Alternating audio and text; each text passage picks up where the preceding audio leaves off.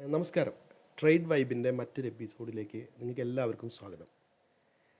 ഈ വരുന്ന ആഴ്ച ജൂൺ 2 തൊട്ട് ജൂൺ 6 വരെ കറൻസികളാവട്ടെ അതുപോലെ കമ്മ്യൂണിറ്റികളാവട്ടെ ഏതൊക്കെ രീതിയിലാണ് പ്രവർത്തിക്കുക, ഏതൊക്കെ രീതിയിലാണ് മൂവ്മെൻറ്റ് ഉണ്ടാവുക എന്നതിനെക്കുറിച്ച് നമുക്ക് ചർച്ച ചെയ്യാം. സാധാരണ എല്ലാ സമയവും തുടക്കത്തിൽ ടെക്നിക്കൽ അനലൈസ് നടത്തിയതിന് ശേഷം മാത്രമേ ഫണ്ടമെൻ്റൽ ഓറിയൻറ്റഡ് ആയിട്ടുള്ള കാര്യങ്ങളെക്കുറിച്ച് ചർച്ച ചെയ്യാറുള്ളൂ. പക്ഷേ ഈ ആഴ്ച 80% ഫണ്ടമെൻ്റൽ ഓറിയൻറ്റഡ് ആയ ന്യൂസുകൾക്ക് അനുസൃതമായിരിക്കും ഈ മാർക്കറ്റ് സഞ്ചരിക്കുക. പ്രധാനമായും ഗോൾഡ്.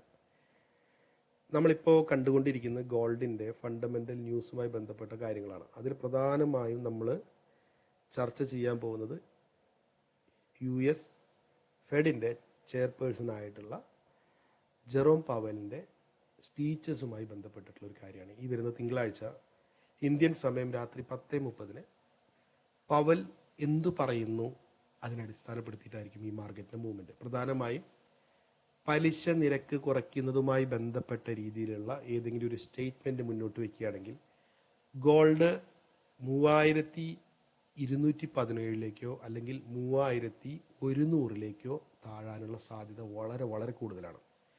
മാർക്കറ്റിൻ്റെ ഇപ്പോഴത്തെ കണ്ടീഷൻ വെച്ച് മാർക്കറ്റ് ഒരു അപ് ട്രെൻഡ് ആണെങ്കിൽ പോലും ഈ വരുന്ന ആഴ്ച പ്രധാനമായും ഫെഡിൻ്റെ റിപ്പോർട്ടുമായി ബന്ധപ്പെട്ടതും അതുപോലെ തന്നെ US-ൻ്റെ ISM സർവീസ് PMI മാനുഫാക്ചറിംഗ് ഇൻഡെക്സുമായി ബന്ധപ്പെട്ട കാര്യങ്ങളും അതുപോലെ തന്നെ എംപ്ലോയ്മെൻറ്റ് ചേഞ്ചസ് അതുപോലെ തന്നെ ADP നൺ ഫാം പൈറോളുമായി ബന്ധപ്പെട്ട് US നൺ ഫാം പൈറോളുമായി ബന്ധപ്പെട്ടുള്ള പ്രധാനപ്പെട്ട ഇവൻറ്റുകളെല്ലാം ഈ ആഴ്ച ആയതുകൊണ്ട് നമ്മൾ വളരെ കരുതലോട് കൂടിയിട്ട് കച്ചവടം ചെയ്താൽ വളരെ മികച്ച ലാഭം ഈ മാർക്കറ്റിൽ നിന്ന് നിങ്ങൾക്ക് എടുക്കാൻ കഴിയും. അതിന് നമ്മൾ തിങ്കളാഴ്ച വൈകുന്നേരം വരെ മാർക്കറ്റ് ഒരു നോർമൽ സ്റ്റേജിലായിരിക്കും. അൽഗോരിതം പ്രകാരം തന്നെയാണ് ഈ മാർക്കറ്റ് സഞ്ചരിക്കാൻ പോകുന്നത്. സപ്പോർട്ടും റെസിസ്റ്റൊക്കെ അതാത് സമയത്തിൽ നമ്മൾ പറഞ്ഞു തരും. ആ രീതിക്ക് അനുസരിച്ച് നിങ്ങൾക്ക് ട്രേഡ് ചെയ്ത് ലാഭം ഉണ്ടാക്കാൻ പറ്റും. അതുപോലെ തന്നെ ജോൾസിൻ്റെ ജോബ് ഓപ്പണിംഗ് വരുന്നുണ്ട്. തൊഴിലില്ലായ്മ നിരക്കുമായി ബന്ധപ്പെട്ടുള്ള കാര്യമാണ്. അതൊരു പോസിറ്റീവ് ന്യൂസ് ആണെങ്കിൽ ഡോളർ ശക്തമായ രീതിയിൽ മുന്നോട്ട് പോകാൻ സാധ്യതയുണ്ട്. ഗോൾഡ് അതിനനുസരിച്ച് താഴോട്ട് പോകാനും സാധ്യതയുണ്ട്. അതിൻ്റെ ഓപ്പോസിറ്റ് സഞ്ചരിക്കുകയാണെങ്കിൽ ആ രീതിയിലും വരും. കൂടാതെ ബുധനാഴ്ച US-ൻ്റെ സർവീസ് PMI റിപ്പോർട്ട് വരുന്നതിന് വളരെ വളരെ ഇമ്പോർട്ടൻ്റ് ആയിട്ടുള്ള ഒരു ന്യൂസാണ്. അത് ഇന്ത്യൻ സമയം 7:30 നിങ്ങൾ ആ സമയം വളരെ കരുതലോട് കൂടി കച്ചവടം ചെയ്യുകയാണ്. അതിൻ്റെ റിസൾട്ടിന് ശേഷം നിങ്ങൾ കച്ചവടം ചെയ്യുകയാണെങ്കിൽ നിങ്ങൾക്ക് ലാഭം ഉണ്ടാക്കാൻ പറ്റും. റിസൾട്ടിന് മുൻപോ അല്ലെങ്കിൽ ഇത്തരം ഇവൻറ്റുകൾക്ക് മുൻപോ കച്ചവടം നടത്തുന്നത് ഇറ്റ്സ് ലൈക്ക് എ സൂയിസൈഡ്. അതൊരു ആത്മഹത്യ ചെയ്യുന്നതിന് തുല്യമാണ്. എന്നാൽ റിസൾട്ട് ഓറിയൻറ്റഡ് ആയിട്ട് നിങ്ങൾ പ്രവർത്തിച്ചാൽ ഈ മാർക്കറ്റ് എങ്ങോട്ട് പോകും എന്ന് നിങ്ങൾക്ക് മനസ്സിലാക്കിക്കൊണ്ട് നിങ്ങൾ പ്രവർത്തിച്ചാൽ നിങ്ങൾക്കൊരു 5 പോയിൻറ്റോ അല്ലെങ്കിൽ 6 പോയിൻറ്റോ അല്ലെങ്കിൽ 10 പോയിൻറ്റോ ഒരേ സമയം ഒരു റാലി കിട്ടിയാൽ നിങ്ങൾക്ക് മികച്ച ലാഭം അന്നൊരൊറ്റ ട്രേഡ് മാത്രം ചെയ്താൽ മതി. മികച്ച ലാഭം നിങ്ങൾക്ക് എടുക്കാൻ കഴിയും. ഏറ്റവും കുറഞ്ഞത് ഒരു 20 തൊട്ടിട്ട് $40-50 വരെയൊക്കെ ഒരൊറ്റ ട്രേഡിൽ നിങ്ങൾക്ക് സമ്പാദിക്കാൻ കഴിയും. അത് നിങ്ങൾ ആ റിസൾട്ട് ഓറിയൻറ്റഡ് ആയിട്ട് മാത്രമേ നിങ്ങൾ പ്രവർത്തിക്കാൻ പാടുള്ളൂ. അതുപോലെ തന്നെ എംപ്ലോയ്മെൻറ്റ് ക്ലെയിംസ് വരുന്നുണ്ട്. തൊഴിലില്ലായ്മ നിരക്കുമായി ബന്ധപ്പെട്ടിട്ടുള്ള അമേരിക്കയിൽ നിന്നുള്ള പ്രധാനപ്പെട്ട ന്യൂസ് വ്യാഴാഴ്ച വരുന്നുണ്ട്. ആ ന്യൂസിനൊക്കെ നിങ്ങൾ സൂക്ഷ്മമായി നിരീക്ഷിച്ച് ആ റിസൾട്ടിനനുസരിച്ച് നിങ്ങൾ പ്രവർത്തിക്കുകയാണെങ്കിൽ സ്വർണ്ണത്തിൽ നിന്നൊക്കെ വലിയ ലാഭം നമുക്ക് എടുക്കാൻ കഴിയും. അതുപോലെ തന്നെ കറൻസിയും ഞാനിപ്പോൾ തന്നിരിക്കുന്നത് പ്രധാനമായിട്ടും ഗോൾഡുമായി ബന്ധപ്പെട്ടുള്ള ഇവൻറ്റുകളാണ്. പക്ഷേ ഈ ഇവൻറ്റുകളൊക്കെ കറൻസിയെയും ബാധിക്കും. കാരണം എല്ലാം US ഡോളർ എന്ന ബേസ് കറൻസിയുമായി ബന്ധപ്പെട്ടിട്ടുള്ള വാർത്തകളാണ്. അതുപോലെ ഏറ്റവും പ്രധാനപ്പെട്ട ഒരു ദിവസമാണ് വെള്ളിയാഴ്ച.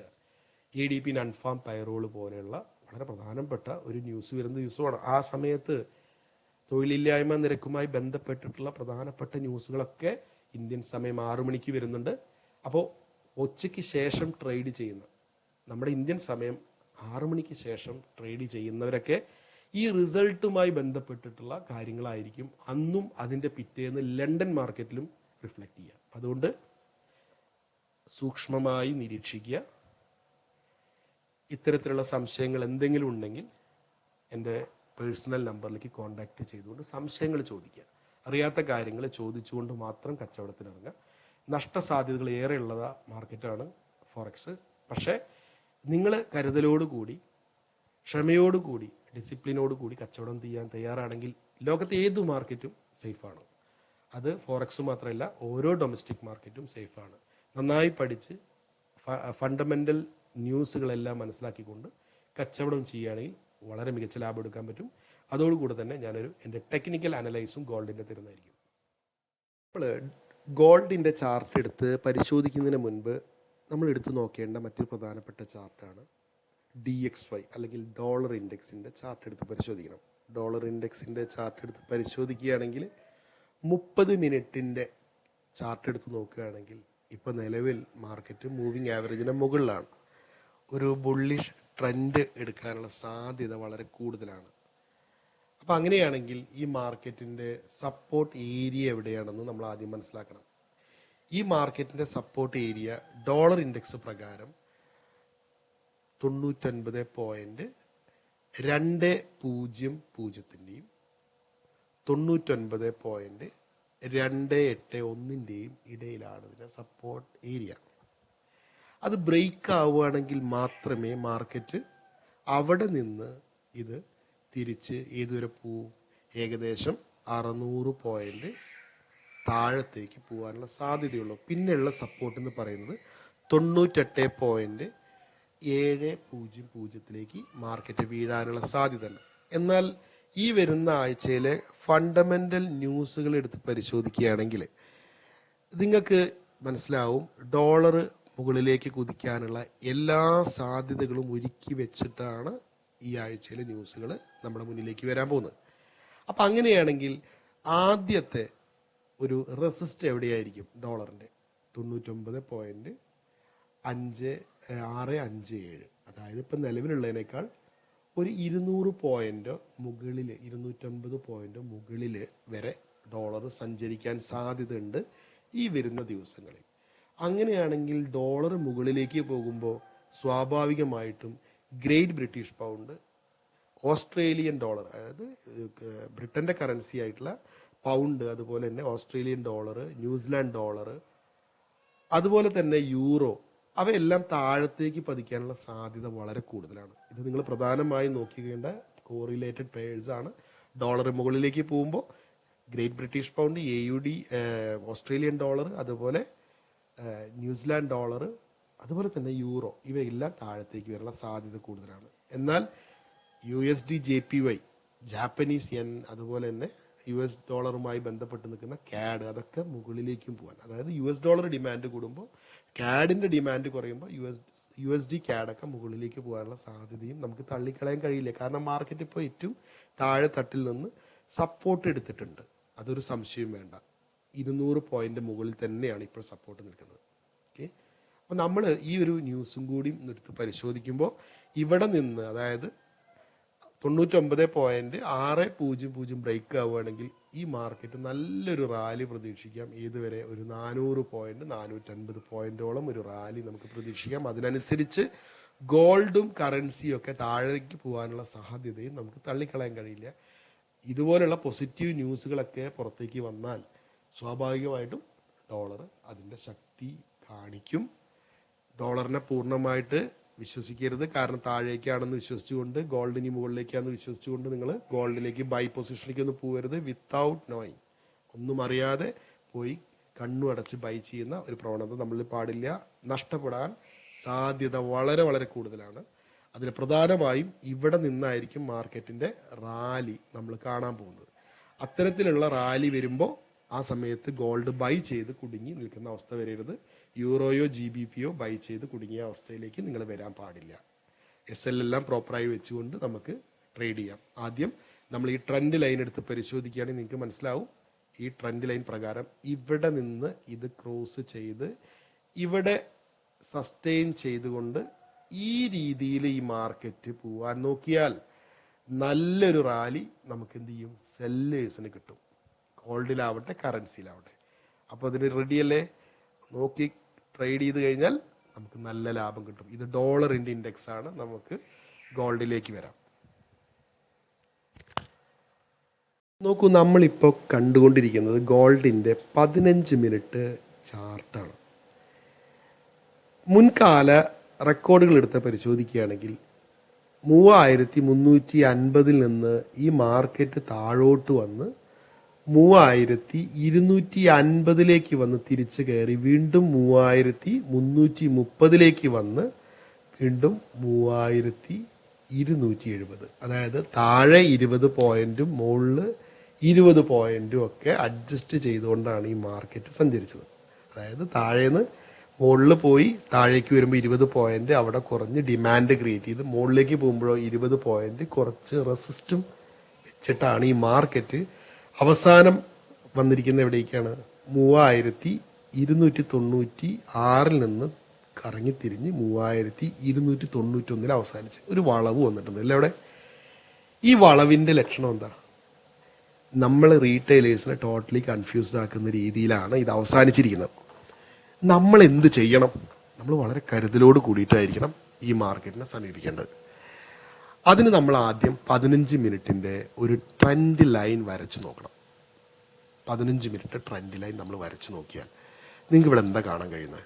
വളരെ ശ്രദ്ധയോട് കൂടിയിട്ട് നമ്മൾ നോക്കണം. ഈ മാർക്കറ്റ് ഈ പറയുന്ന ലെവലിനെ ക്രോസ് ചെയ്യാൻ കഴിഞ്ഞിട്ടില്ല അല്ലേ. അതായത് ഓൾമോസ്റ്റ് 3295 അല്ലെങ്കിൽ നമുക്കൊരു എന്ത് ചെയ്യാം, ഒരു ഒരു ഒരു റെക്റ്റാങ്കിൾ വരയ്ക്കാം. ഇത്രത്തോളം ഭാഗങ്ങളിൽ ഈ മാർക്കറ്റ് എന്ത് ചെയ്തിട്ടില്ല, സസ്റ്റെയിൻ ചെയ്ത് മുകളിലേക്ക് പോയിട്ടില്ല. അതിൻ്റെ അർത്ഥം എന്താ? ഈ മാർക്കറ്റിൽ ഒരു അപ് ട്രെൻഡ് നിങ്ങൾക്ക് കാണണമെങ്കിൽ 3306 ബ്രേക്ക് ചെയ്തുകൊണ്ട് ആയിരിക്കണം എന്ത് ചെയ്യേണ്ടത്, ഈ മാർക്കറ്റ് മുകളിലേക്ക് പോകേണ്ടത്. അപ്പൊ 3306 ശേഷം മാത്രമേ എന്തുള്ളൂ, ഒരു അപ് ട്രെൻഡ് ഉള്ളൂ. അത് നമ്മൾ നന്നായി മനസ്സിലാക്കിക്കൊണ്ട് നമ്മൾ ട്രേഡ് ചെയ്യാം. എന്നാൽ ഈ മാർക്കറ്റ് ഏതുവരെ പോവാൻ സാധ്യത ഉണ്ട്? 3295 സസ്റ്റെയിൻ ചെയ്യാതെ ബ്രേക്ക് ആവാതെ പോയാൽ ഈ മാർക്കറ്റ് പിന്നെ അവസാനിക്കുന്നത് 3274 ഇതിന്റെ ആദ്യത്തെ സപ്പോർട്ടിലാണ്. 3274 സസ്റ്റെയിൻ ചെയ്തിട്ടില്ലെങ്കിൽ ഒരു വലിയ ഫാള് പ്രതീക്ഷിക്കാം. ഏതുവരെ? ഒരു 20 പോയിന്റായ പഴയ കാലത്തെ 3250 പോകും. പഴയ കാല സപ്പോർട്ടായ 3250 പോകും. അതും സസ്റ്റെയിൻ ചെയ്യാൻ കഴിഞ്ഞില്ലെങ്കിൽ ഈ മാർക്കറ്റ് 3200 200ന്റെ താഴെയിലേക്കോ പോവാനുള്ള സാധ്യത വളരെ വളരെ കൂടുതലാണ്. അപ്പൊ ഈ ആഴ്ച നിങ്ങൾ ഏത് രീതിയിൽ ട്രേഡ് ചെയ്യണം? 3305 ബ്രേക്ക് ആയാൽ, അല്ലെങ്കിൽ 3309 ബ്രേക്ക് ആയാൽ മാത്രമേ ഒരു ബൈ മോഡിലേക്ക് ഈ മാർക്കറ്റിനെ കൊണ്ടുപോകാൻ പാടുള്ളൂ. 3330 വരെ പോകാനുള്ള സാധ്യത കൂടുതലാണ്. പക്ഷേ ഇപ്പൊ മാർക്കറ്റ് ബിയറിഷ് മോഡാണ് ആയിട്ടാണ് കാണുന്നത്. സപ്പോർട്ട് റെസിസ്റ്റ് എന്ന് പറയുന്നത് 3295ന്റെയും 3305ന്റെയും ഇടയിലുള്ള 10 പോയിന്റ് റെസിസ്റ്റ് ആയിട്ട് നമുക്ക് എടുക്കാം. ട്രെൻഡ് ലൈനും താഴെയാണ് ഈ മാർക്കറ്റ് നിൽക്കുന്നത്. അപ്പോൾ നമ്മൾ പ്രധാനമായിട്ടും നമ്മൾ എടുക്കേണ്ട സപ്പോർട്ട് ഏതാണ്? 3270, അതല്ലെങ്കിൽ 3250. ഇത് ബ്രേക്ക് ആയാൽ നല്ലൊരു റാലി സെല്ലേഴ്സിന് കിട്ടും. ഇപ്രാവശ്യത്തെ ഫണ്ടമെന്റൽ ന്യൂസ് എല്ലാം പോസിറ്റീവ് ആണെങ്കിൽ നിങ്ങൾ പ്രതീക്ഷിക്കുന്ന പോലെ 3200ന്റെയും താഴത്തേക്ക് ഗോൾഡ് വീഴാനുള്ള സാധ്യത ഉണ്ട്. പക്ഷെ ട്രെൻഡ് സംഭവിക്കും. മാർക്കറ്റാണ്, എപ്പോൾ വേണമെങ്കിലും ഇതിന്റെ തിരിച്ച് ചിലപ്പോൾ മാർക്കറ്റ് കയറാനും സാധ്യതയുണ്ട്. അത് 3305ന്റെ മേലേക്കാണെങ്കിൽ ബൈ പൊസിഷൻ എടുത്ത് 3300ന്റെ താഴത്ത് SL വെച്ച് നല്ലൊരു റാലി എടുക്കാൻ കഴിയും. അതൊരു 10-20 പോയിന്റ് കിട്ടും. ഓക്കെ, അപ്പോൾ അതിനനുസരിച്ച് നോക്കിയിട്ട് നിങ്ങൾ കളിക്കുക. നിങ്ങൾ പ്രധാനമായിട്ടും വെക്കേണ്ട റെസിസ്റ്റ് 3300, 3330, 3350, 3370. 20 പോയിന്റ് മുകളിലേക്ക് റെസിസ്റ്റായി വരച്ചിട്ടുള്ളൂ. അതിനിടയ്ക്ക് കിട്ടുന്ന ഓരോ അവസരവും ട്രേഡ് ചെയ്ത് കാശുണ്ടാക്കുക.